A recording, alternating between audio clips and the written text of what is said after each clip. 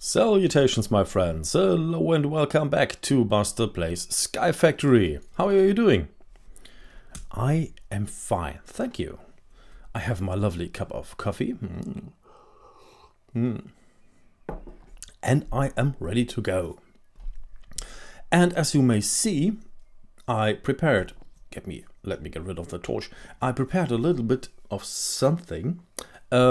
I got the left smeltery up and running, so I could test things, and I did this here just as a temporary thing. I will rebuild it once everything is in place. So for right now it's just a cache with cobblestone on top of a pulverizer that pulverizes, doing its thing, and then sifting through all the stuff, compressing it, and then it gets transported into this smeltery all by its own, and then smelted.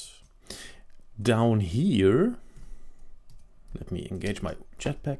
Down here, there is the casting basin, and every time it is full, in this case only iron, it will get transported to this cyclic assembler. If you press shift, you can see what it does. The schematics, oh no, it's not shown here. It will just make 9 ingots from one block and then put into this cache. Right now we are at 914 iron ingots. Amazing. It is really amazing. It works really well. So what I decided to do is put up different chains, multiple chains of pulverizers and sifts dedicated to specific materials. So, because sometimes materials gets combined into an alloy, and I don't want to have that right in the smeltery, I have to change the smeltery, the materials in one smeltery. Man, that doesn't make sense. Okay, let me explain again. For example, this here is silver. Silver will get smelted in here. If we would happen to smelt gold also over here, we would get electrum and not gold and silver. So I have to separate different materials from each other. I have to separate those materials that will lead to alloys. Whoop, don't open up the inventory, thank you. So, in this smeltery here, we will have iron, aluminum, or aluminium, depending on wherever on the world you live, lead, silver, and tin. And on this side, we will have nickel, copper, gold, and platinum. Well, the platinum could also be over here, I think. But this way we have a more or less even spread between the two smelteries. I can't think of another material that would fit in here. We could use this one then for melting ender pearls or redstone or glowstone, I think, because they don't combine on their own. And then have something like an alloy smelter. I looked that up. It is from a different mod pack, and I didn't want to go into it right now, but it works, so I guess I will use it. This will combine different materials to the according alloy.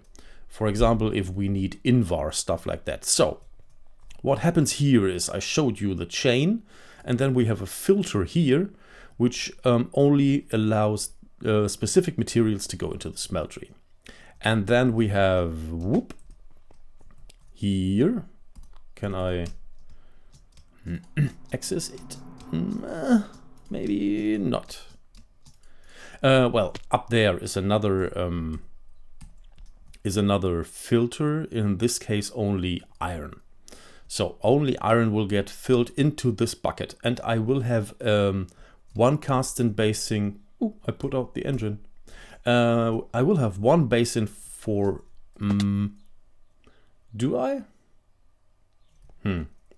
Okay, there are two options here. I can have one dedicated basin to each material, Or I can have something like the materials floating around and around and around, and only occasional gets transferred into the basin. It would be easier the second way. Okay, I will try it the second way with only 1 or 2 basins, and I will quickly set that up, and then we will see how it works. See you in a second. Good, so let's see what happened if I turn this on. We have now a lot of stuff in here. You see 86 ingots silver, 62 lead, 92 iron, and so on and so on. So let's see what happened if I start pumping out the stuff. For now, I have just placed a hopper underneath, so stuff can get transferred out. Let's see, do we have? Yes, 1 tin block. This should lead to 1 lead block. Yes. This should lead to a second one. Yes. This is now, what's this? Molten silver. Why didn't the silver make it into there?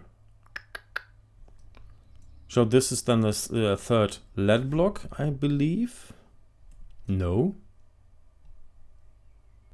Oh, I did it wrong. I see I did it wrong. Because this don't has to be connected here. It has to be connected here. And we need another... Oh man, do I have another? Yes, I do. We need another one of those. Pump it out. Okay, let's see what happens. This should lead to 1 bucket of... Yeah. This shouldn't happen. It sucks it right out. That shouldn't happen at all. Is that a new ingot? No, it's just iron. The tin is gone. Silver. So, let's see. Will we get a silver block?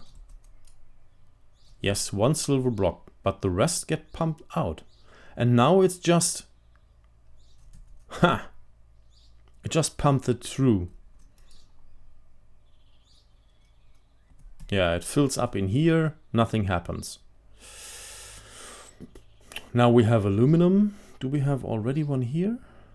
No. Do we have now? Yes.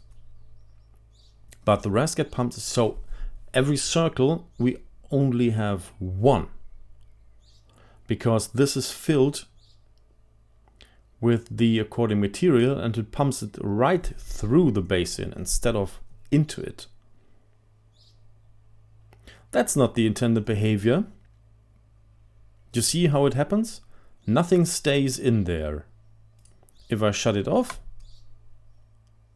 Okay, wrong material now.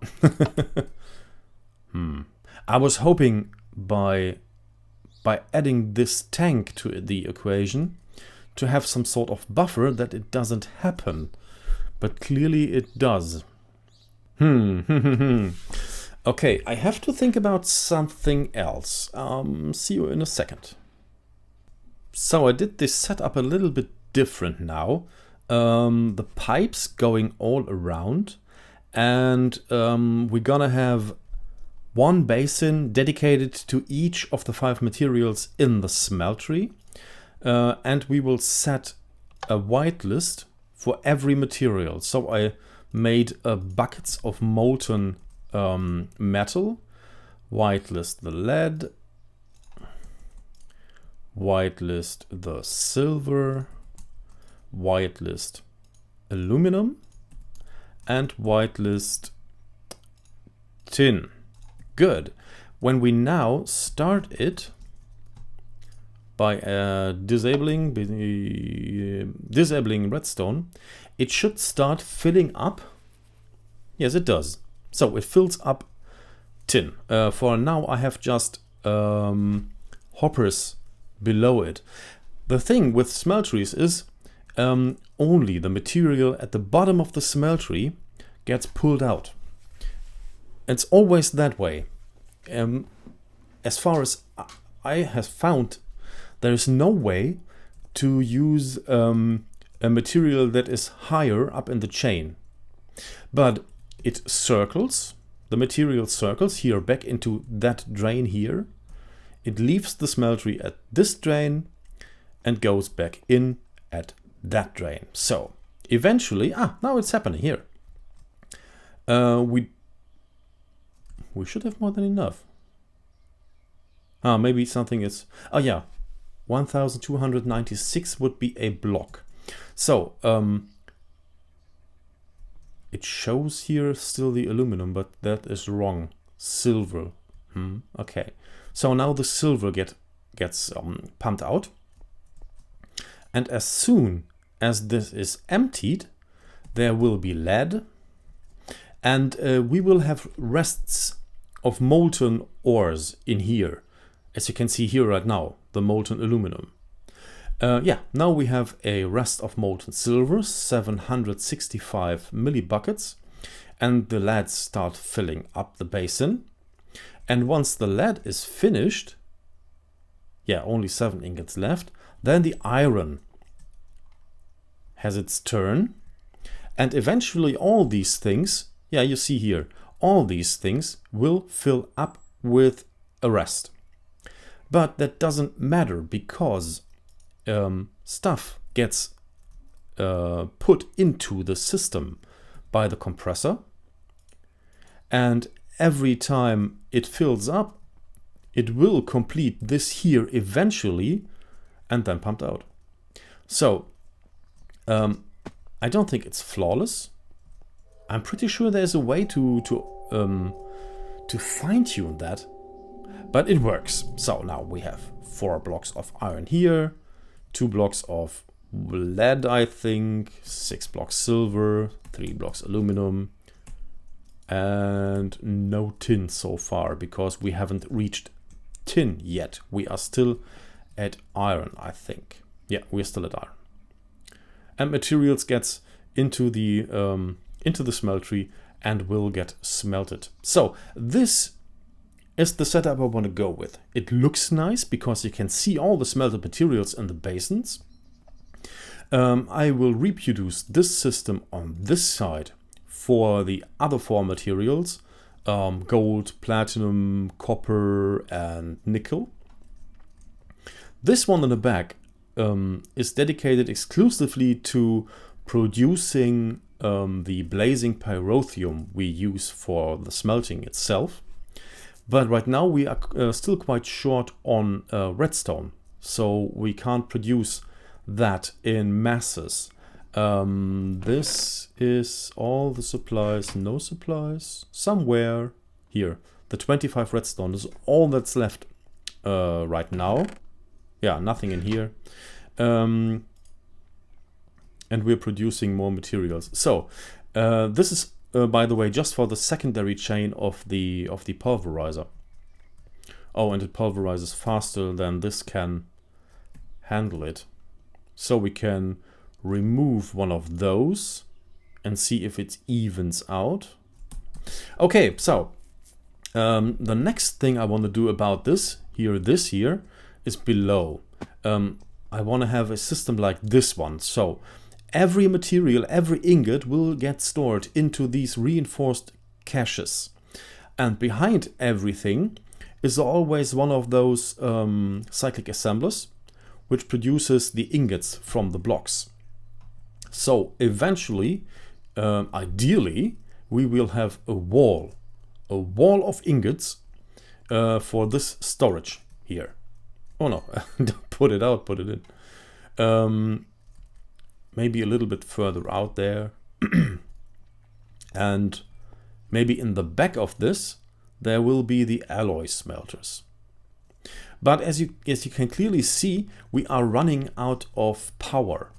So the power solution is something we have to come up with shortly. But I will finish the build down there to at least show you what I intend to do. And the rest I will finish off camera. We'll see you in a second. All those colors. Isn't that nice? I put a lever here just for now because the rest of the fluids was just cycling through. because we ran out of power and we can't produce more at the moment. But I did what I said I would do. I installed all the reinforced caches with the cyclic assemblers behind it. In every one there is a filter for the according block and the recipe to bring the blocks to ingots. And now we have quite a few ingots in here. Well, that's not really that much, but we can easily produce more once we have power. Ideally, I would like to burn the pyrotheum for energy, but we are way too short on redstone, so that would happen. I will reinstate the tree farm so we can at least have a little bit of power, and then I will install cobblestone generators down below here, maybe on top here, I don't know right now, but I will install cobblestone generators to have more cobblestone. And until then, take care of yourself, guys. Bye bye.